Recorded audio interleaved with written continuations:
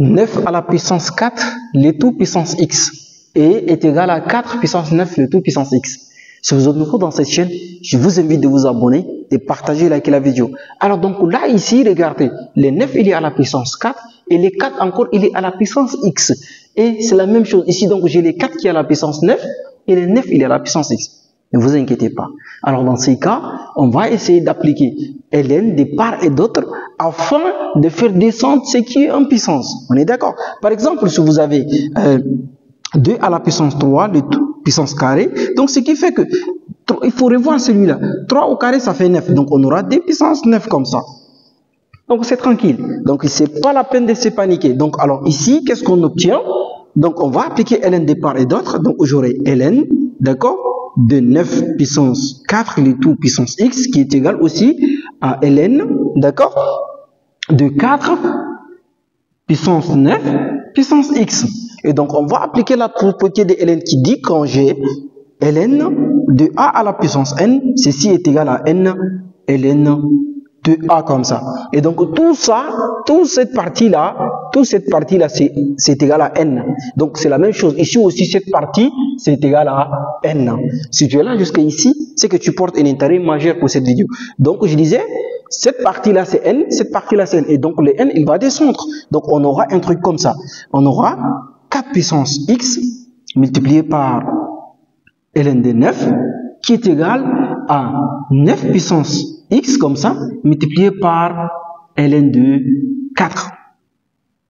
Alors, je t'invite de t'abonner et de partager. Alors donc dans ce cas, je vais regrouper ceux qui ont des puissances x là ensemble et les ln aussi ensemble.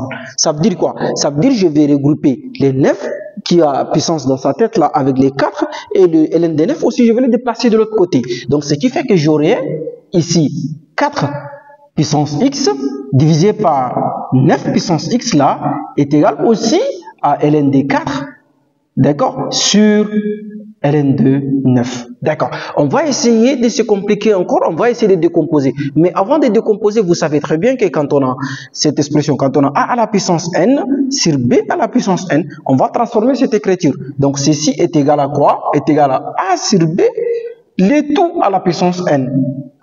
Donc a sur b, le tout à la puissance n. Donc on va appliquer cette propriété au niveau ici. Et au niveau de ln, on va décomposer les 4. Donc on va le décomposer en produit de puissance. Donc alors j'aurai 4 neuvièmes ici, le tout à la puissance x là, parce qu'ils ont le même exposant. Ici les puissances x et ici les puissances x. Donc on peut mettre x, le tout puissance x. Alors donc là, ici, qu'est-ce qu'on obtient? J'aurai ln, je vais les transformer les 4 en produit de puissance de 2, j'aurai 2, et celui-là j'aurai ln de 3 au carré. Et vous savez très bien que quand on a la propriété de ln, même chose ici, qu'on va appliquer celle-là, d'accord? On va appliquer là, ici. Donc, alors, j'ai pas besoin de l'écrire. Donc, ça fait 4 neuvièmes. Le tout puissance x là est égal aussi à 2 ln de 2, 2 ln de 3. Donc, le 2, ils vont simplifier. Il va me rester 4 neuvièmes. Le tout puissance x là est égal à ln de 2 sur ln de 3 comme ça. D'accord, très bien.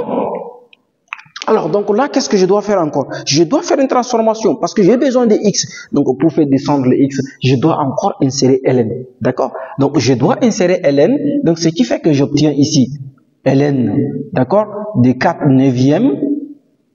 Le tout puissance x là est égal à ln, d'accord? Facteur, je fais de ln de 2 sur ln de 3. Je ferme la parenthèse et donc là, qu'est-ce que j'aurai? Je vais tirer x. Je vais appliquer la même propriété qui dit, donc ln de a puissance n.